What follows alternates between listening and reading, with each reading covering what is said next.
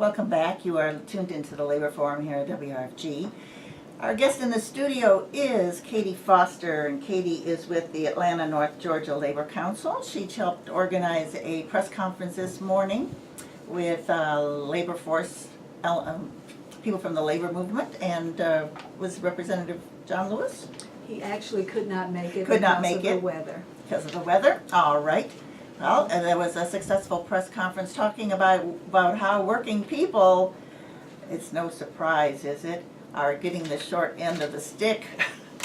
We're actually getting just the stick, I think, on this tax bill that is, there's actually two versions of it that are one by the Senate and one by the House. I don't know which is worse.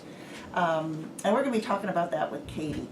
And one of the reasons we're talking about that on this program today is that we all talk about taxes all the time.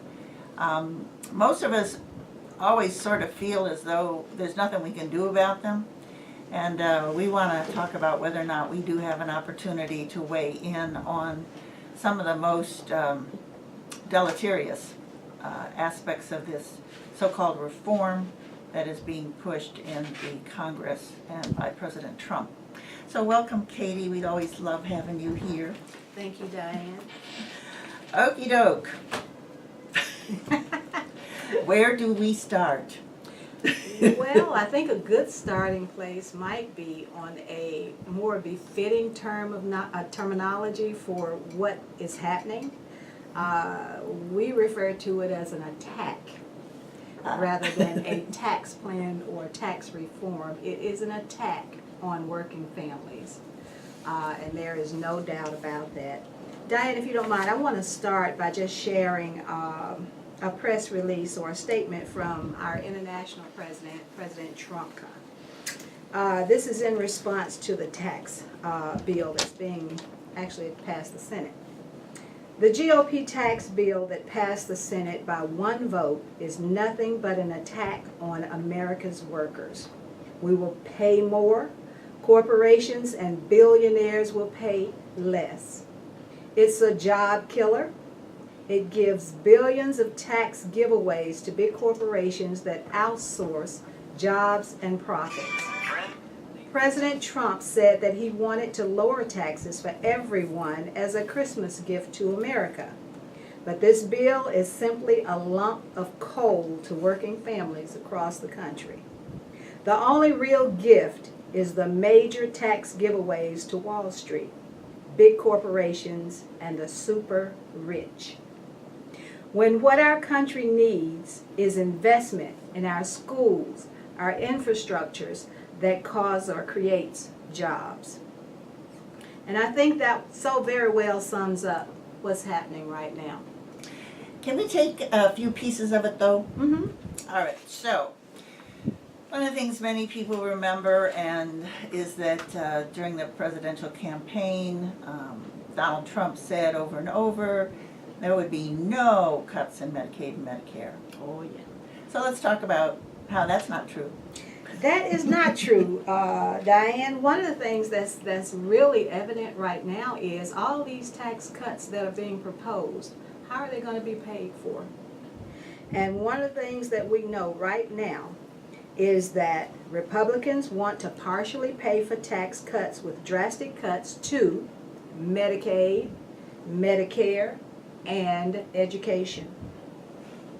In fact, the GOP budget includes $5 trillion in budget cuts, including $1.5 trillion from Medicaid and Medicare. It increases the Medicare eligibility age from 65 to 67, and it ends Medicare's guarantee of health coverage. And I really do not see anything good coming out of that for the average person.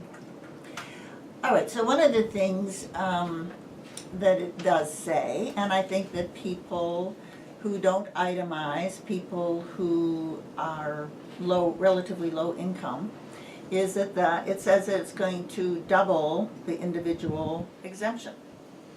Okay. Let's talk about that. And that's supposed to be a good thing, right? Mm-hmm.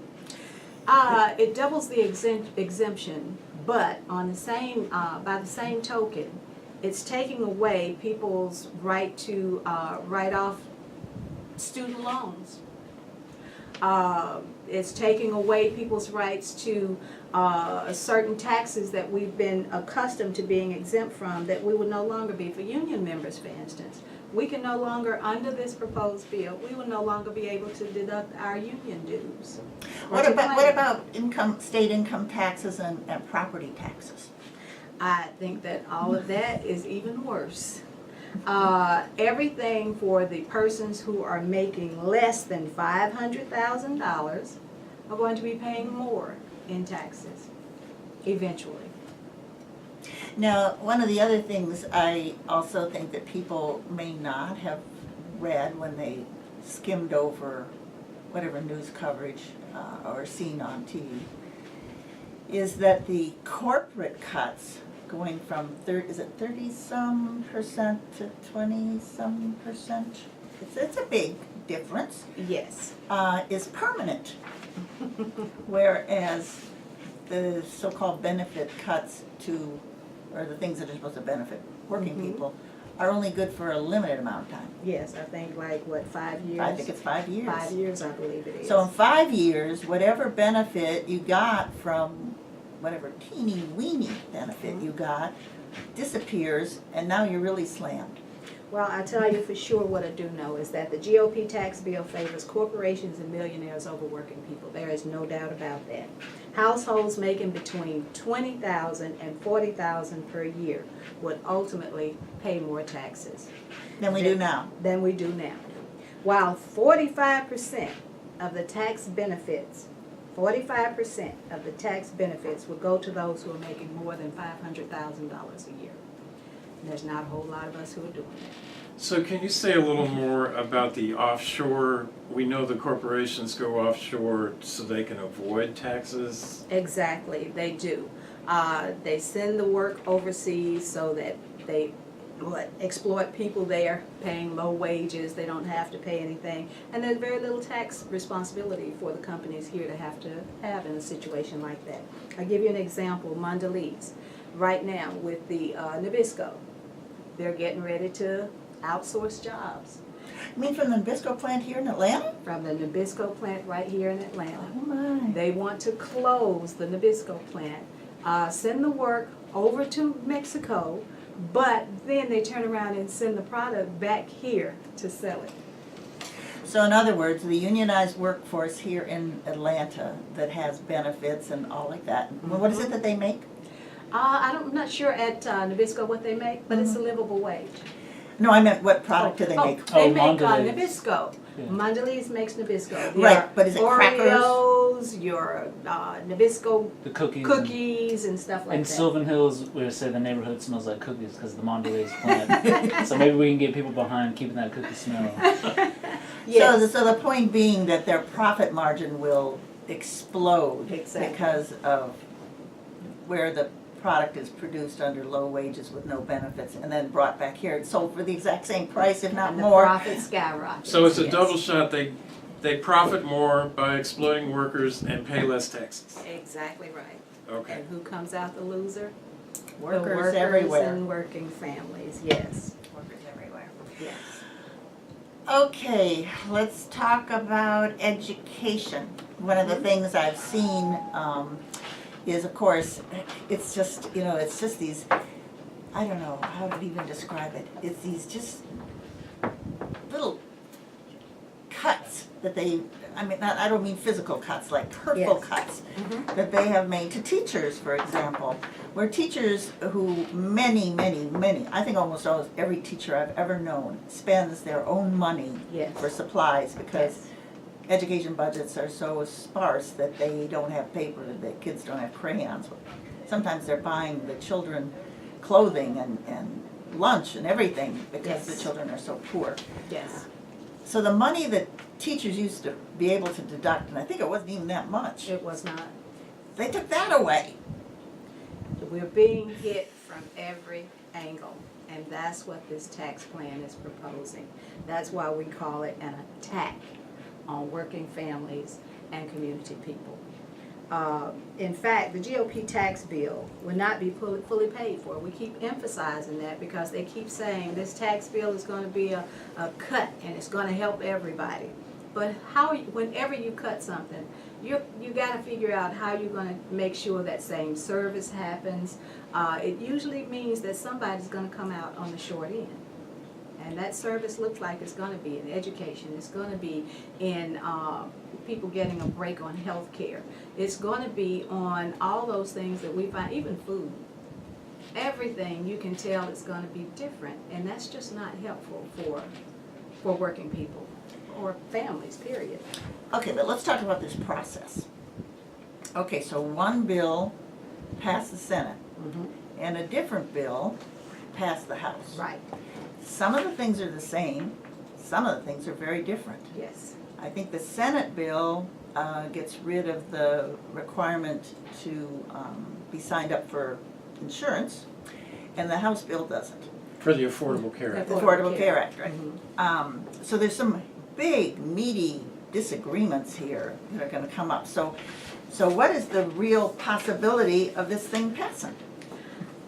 I don't know. I actually listened this morning, and I heard some Republicans who were talking about they will not commit to anything until they see what comes out of this committee Right, that has so, been appointed. right, so it's a conference committee, again, to explain how it Conference works. committee. So each house, the House and the Senate choose some people who sit around a table and bargain back and forth and Yes. dicker and horse trade and whatever. Yes, and the final product that comes out is what has to be voted on, or what's supposed to be voted on. So we won't know what's gonna come out of that. We have no clue really what's gonna come out of that when they bring it out. I do hope that people realize what's gonna be happening from this, as a result of this tax plan. And it truly is one that is designed to put the great stuff and the great joy of Christmas into the households and the pockets of those who already enjoy Christmas, who already enjoy the best of everything. And it's not going to put anything into the stockings of those who need it the most. I guess that's the simplest way I can think to put it. Do you know who the people are that are sitting on this committee, the conference committee? I am not sure who it is. I do know that it's supposed to be, I think it's basically just Republican. Yeah, it sounds like it's a negotiation between bad and worse. It's not gonna be Because anything I don't good. think there's any really bipartisan going on in it. There's really no discussions on the things that are gonna be hurting people, what people don't wanna accept. It's gonna come out a bad bill no matter what it is. I think the other thing, of course, is that in some respects, all the news articles about this talk about this being the biggest tax reform, I keep using the reform, in 30 years. So one would think if it's something that's going to actually impact absolutely every segment of the economy, that there would have been hearings, that there would be town hall meetings and districts, and somebody try to explain exactly what is going on, what the intent is, what the result will be.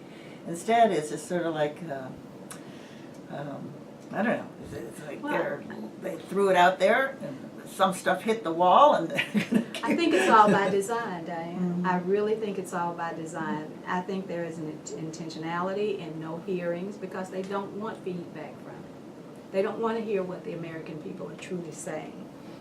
It's only about those that they cater to, they being the ones in the White House now, that they cater to, that they want to hear from. And that's the big corporations and those people who have the big monies. And besides, they don't want any criticism coming out of.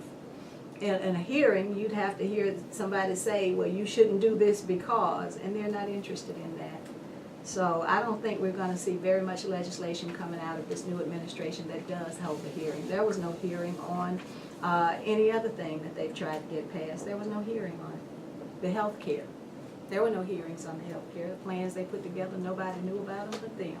So speaking of healthcare, this issue of out-of-pocket medical expenses, what's gonna happen there?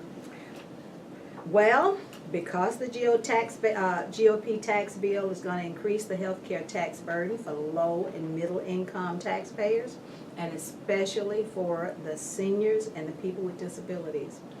These are people who have these high medical bills, and you know, I've been through it myself, where one medical bill or one uninsured accident or incident can actually set you back a lot of money. And that's what's going to be happening with the out-of-pocket expenses, because healthcare just is not going to carry what it used to carry. And that's the only way some people could, that's the only way some people could itemize, is if they had enough. Exactly. So I want to talk about this itemization thing again, because here at WRFG, we of course are a 501c3, and part of the situation with not allowing itemization of state income taxes or property taxes or medical expenses, etc., that also impacts charitable giving. Yes. And so for some WRFG listeners who do itemize, the fact that they could make a sizable contribution to WRFG and to many others, their churches, all kinds of organizations that do good in the community and are tax deductible organizations, that incentive is gone. Exactly. So think about that. Think about all of the organizations who do all this good work counting on support from the community, and when it means that you will actually pay more in taxes if you donate money, what's going to happen? What can happen? That's a ripple effect that we what can't can even happen? see yet. Yeah. I mean, there's nothing that can happen good from it, that's for sure. My God. I wanted to throw in just another fact. I heard of John Mubaraka this weekend at the U.S. Human Rights Network conference, and he was talking about Dr. King and this famous speech in 1967, a year before he died, about a nation approaching spiritual death. So when we're talking about these kind of cuts and what's going to happen to people, at the same time that the National Defense Authorization Act for fiscal year 2018 increased military spending this year by $80 billion. So when we talk about priorities and values and where the money's going, not only to the corporations, but also endless war. Yes. And that, to me, is when I think about what does spiritual death mean as a country, when we care more about taking lives than we do about saving lives. Well, I truly think that is the attitude of our administration now. And the scary part about it is the conversations that come out of our new administrative leaders' mouth around war and how casual it's spoken about. I'm really afraid myself for that. Did I hear or read something that this attack bill also does something to veterans' benefits, or did I see something about that? I know that this morning's press conference was really about the VA shortages that exist now. And unless somebody naturally, if all of these services that are being cut from Medicaid, Medicare, and education, naturally the VA is going to be one of those. And there are many cuts that are proposed right now with the VA system when we already face a shortage. And our veterans, I promise you, the things that they face now as a veteran, it should not be. It just should not be. And if we're going to be worse than we are now in terms of the shortage of staff to treat people, we're going to really be in some trouble. But yes, that is a part of the cuts that are proposed. So what is your sense in terms of the role of the AFL-CIO and the labor movement historically in responding to things like this? I think the first step is education. And that is what we're trying to do, is to make sure that the community, the public, our members, everybody we can reach, know what's going on and know the importance of communicating with their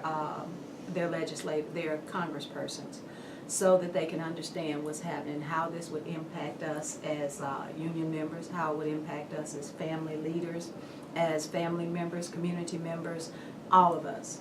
And I think that is the biggest thing that we can do, is we got to communicate that message. Do you have a sense of timeline? I mean, with Christmas and everybody's got holidays on their mind, is this on a fast track? Well, I do know that the current administration says that they want it on the president's desk by December 25th. So I think that's a pretty fast track.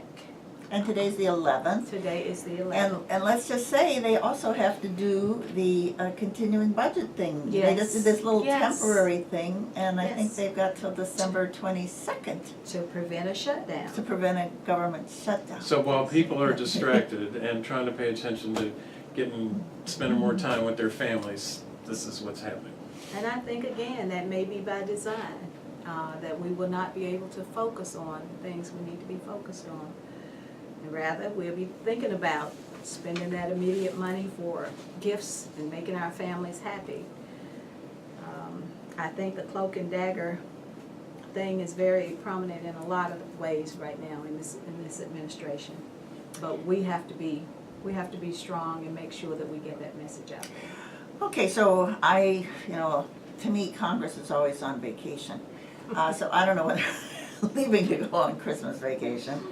But there's only a limited number of days left. So in terms of people's direct participation or direct attempt to make their voices heard, is the AFL-CIO offering any kind of way to know what numbers to call, what emails to use, what specific message to say, so that in fact people, who are, this is a 500 and something page bill. My understanding is that when it went through the House and the Senate, they had stickum papers for the little addendums, and they had written on the side of the margin. I mean, nobody even had the full bill in front of them, and yet they voted for it. So how is it that people can, give their opinion in a timely way? We encourage our members and anyone else to contact, and I do have a number. It's a number where you might be able to contact. It'll directly connect you with your legislator. You give your name, your address, and it'll put you right through. And that number, do you want me to give that number? Sure, you can give that number. That number is 1-844-899-9913.